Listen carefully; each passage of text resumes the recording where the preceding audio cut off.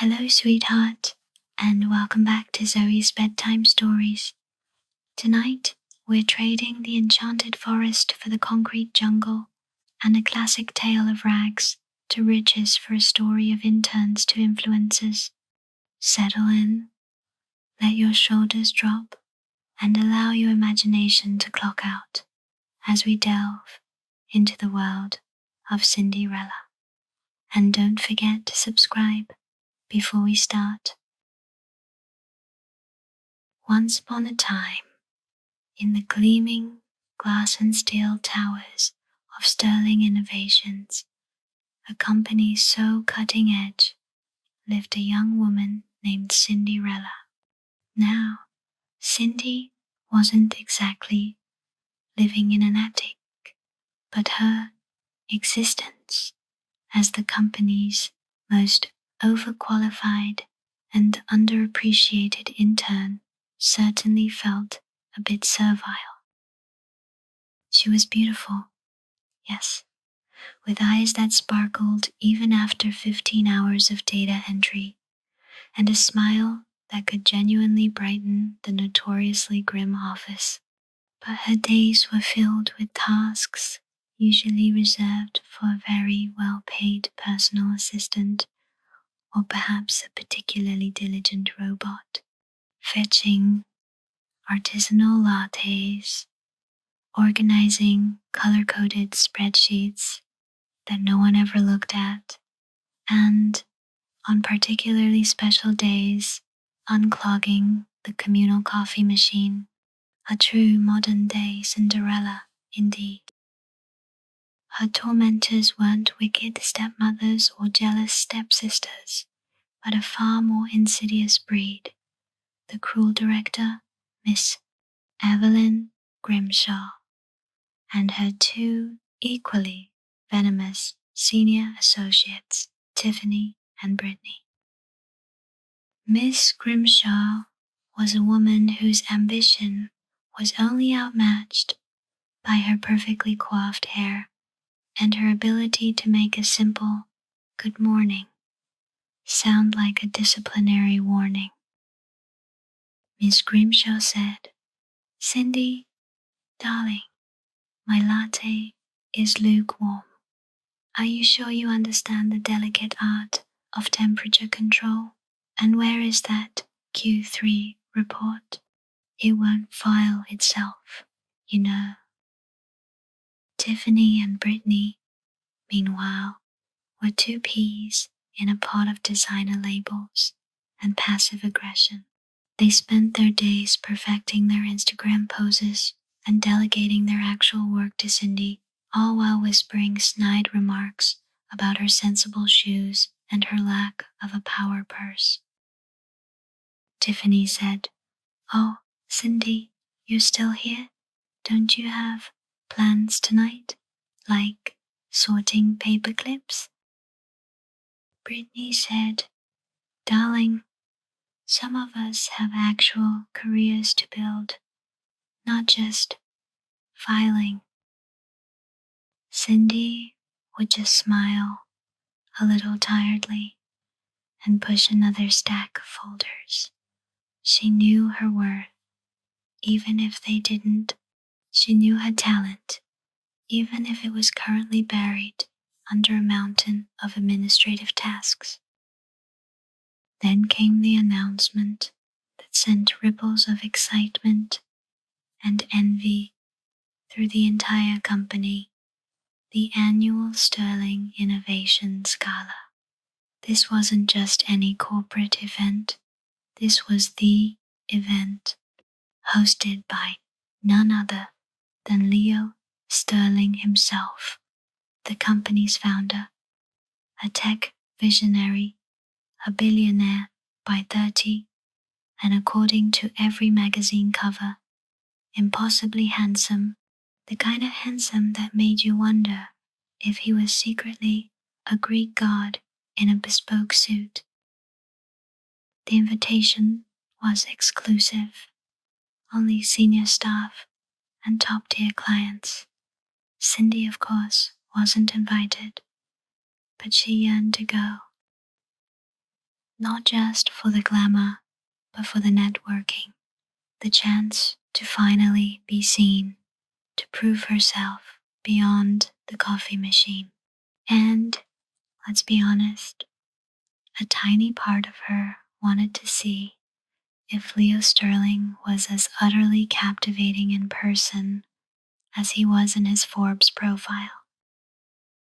Miss Grimshaw, however, had other plans. She said, "Cindy, dear, such a shame you won't be joining us at the gala tonight. But someone needs to ensure the Q4 projections are finalized by midnight. A crucial deadline. Wouldn't you agree? I'm counting on you." Tiffany and Brittany giggled, exchanging triumphant glances. Tiffany said, "Oh, poor Cindy, missing all the fun. But someone has to do the real work, right?" Cindy's heart sank. Midnight, the exact time the gala was set to truly kick off. It felt like a cruel joke. She looked down at her sensible, slightly scuffed loafers. How could she possibly go?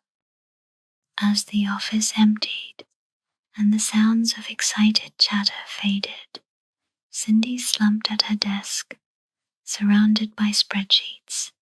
She felt a tear welling up, but she blinked it back. She was better than this. Just then, a quiet cough broke the silence. Standing by her cubicle was Miss Glimmer, the company's enigmatic and surprisingly wise night cleaner. Miss Glimmer was a woman who saw everything, heard everything, and said very little. But when she did, it was always profound. She had eyes that held a lifetime of stories and a knowing smile. Miss Glimmer said, "Rough night, dearie? Missing out on the big show, eh?" Cindy said, "Oh, Miss Glimmer, it's just I really wanted to go. Not just for the party, but for the chance to meet people, to actually feel like I belong." Miss Glimmer said, "Belonging isn't about an invitation, child. It's about knowing your own sparkle, and yours, my dear, is currently buried under a pile of invoices." She winked. "Every Cinderella needs a little polish, wouldn't you say?" Cindy looked at her, surprised. Miss Glimmer said, "Now, I happen to know a few things, like how to get into places you're not supposed to be. And I also happen to have a rather resourceful niece who runs a high-end fashion rental service, and a friend in the security detail who owes me a favor." She pulled out a sleek, almost futuristic smartwatch from her pocket. "And this little beauty, it's a prototype. It'll get you through any door at that gala, and it's got a special vanishing feature for when the clock strikes midnight." She smiled. "Consider it a loan. Just make sure you're gone before the last canapé is eaten, and this watch is back on my desk." Cindy said, "But how? And my clothes? I don't have anything suitable." Miss Glimmer said, "Details, details.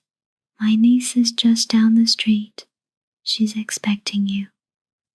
And as for your carriage," Miss Glimmer gestured towards Cindy's phone, "a premium Uber will be here in 5. Now, go. And remember, confidence is the best accessory." Cindy, a whirlwind of disbelief and excitement, found herself swept away. Miss Glimmer's niece, a fashionista with an eye for understated glamour, transformed Cindy. A sleek, midnight blue designer shirt hugged her curves just so, shimmering subtly with every movement. Her hair was styled in soft, elegant waves, and her makeup was subtle yet captivating, highlighting her sparkling eyes and full lips. The borrowed smartwatch, a delicate silver band with a glowing sapphire face, looked utterly perfect on her wrist. She stepped out of her Uber at the grand entrance of the Gala, a vision of modern elegance. The security guard, seeing the flash of the smartwatch, merely nodded her through with a deferential smile. The ballroom was a dazzling spectacle of lights, laughter, and the clinking of champagne glasses. Elegant figures mingled, discussing mergers and acquisitions. Cindy took a deep breath, adjusted her posture, and walked in, feeling a confidence she hadn't known she possessed. And then she saw him, Leo Sterling. He wasn't just handsome, he exuded an aura of quiet power and playful intelligence. He was talking to a group of executives, but his eyes, almost as if drawn by an invisible thread, found hers across the room. A slow, appreciative smile spread across his face. He excused himself from his conversation and made his way directly towards her. Leo Sterling said, "I don't believe we've met." Leo Sterling. He extended a hand, his grip firm and warm. "And you are?" Cindy said. Cinderella. I'm an intern." She chuckled, a little nervously, but with a genuine warmth. Leo Sterling said, "An intern? Fascinating. I don't recall seeing you at any of our previous galas. You certainly make an impression." His eyes lingered on her, a spark of genuine interest. "Tell me, Cinderella, what does an intern do that's so captivating you've been hidden from my sight until now?" Cindy said, "Oh, you know, saving the world, one spreadsheet at a time, and mastering the art of the perfect latte." She winked. "It's a surprisingly complex skill." Leo Sterling said, "I'm sure it is. Perhaps you could give me a private demonstration sometime? My office coffee is notoriously uninspired." He leaned in slightly, his voice a low, inviting murmur. "Though I suspect your talents extend far beyond caffeine." They talked for what felt like minutes, but was truly hours, about tech, about dreams, about the ridiculousness of corporate life, and the thrill of building something new. Their laughter mingled with the ambient music, and the air between them crackled with an undeniable chemistry. He made her feel seen, valued, and utterly captivating. Leo Sterling said, "You know," his thumb gently tracing the delicate smartwatch on her wrist, "this watch is quite unique. I haven't seen anything like it. It suits you." Cindy said, "It's borrowed, a very special loan." She felt a pang of anxiety as she glanced at the time. It was almost midnight. Her carriage was about to turn into a very expensive, very late Uber ride, and her project deadline loomed. Leo Sterling said, "Well, whoever lent it to you has excellent taste. Perhaps they'd be willing to lend you to me for a little longer." His gaze was intense, playful. Cindy said, I wish I could, but I have a very strict deadline and a project that turns into a pumpkin if I'm not back at my desk by midnight. She knew it sounded ridiculous, but it was the truth in its own way. Leo Sterling said, "A pumpkin? Now I'm intrigued. Can't you just email it?" Cindy said, "Some magic requires a personal touch, Mr. Sterling. It was wonderful to meet you." She gave him a regretful but firm smile. Leo Sterling said, "Wait, at least tell me how I can reach you. Your number? An email?" Cindy said, "Find me, Mr. Sterling. If you're truly as resourceful as they say, you will." And with that, Cindy, with a final, lingering look, turned and slipped away into the crowd. She activated the smartwatch's vanishing feature, subtly dimming its glow, and moved swiftly through the exiting guests. She hailed her rideshare just as the clock in the grand hall chimed 12. Her heart was pounding, a mix of exhilaration and a tiny bit of sadness. She had left an impression, certainly, but would it be enough? Leo Sterling watched her go, a baffled but utterly captivated expression on his face.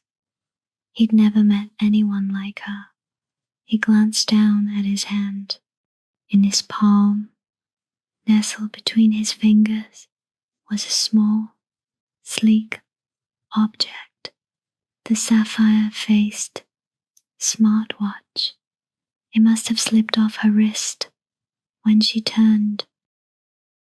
Leo Sterling said, "Find me," she said. "Oh, Cindy, I intend to." The next morning, Sterling Innovations was a buzz. Not just about the gala, but about Leo Sterling's new obsession, the mysterious woman in blue. He had put his entire corporate security team, his IT department, and even his social media manager on the case. "Find the woman who wore this," he commanded, holding up the smartwatch. "Find the woman this watch belongs to." Miss Grimshaw, Tiffany, and Brittany, hearing the rumors, saw their chance. Miss Grimshaw said, "That watch, it must be mine. I lost a very expensive, limited edition smartwatch recently. It's clearly a high-level executive accessory." Tiffany said, "No, it's mine. I have a sapphire on my favorite necklace. It matches perfectly." Brittany said, "Mine. I have the smallest wrists. It simply must be mine." One by one, they tried to claim the watch, but the watch, being a prototype, had a biometric lock. It wouldn't even light up for them. Their faces contorted in frustration. Finally, Leo Sterling, with a sigh, decided to visit every department personally. He walked into the intern bullpen, his presence causing a ripple of hushed whispers. Cindy, head down, was trying to ignore the triumphant sneers from Tiffany and Brittany. Leo Sterling said, "Excuse me, I'm looking for someone." the owner of this. He held up the smartwatch.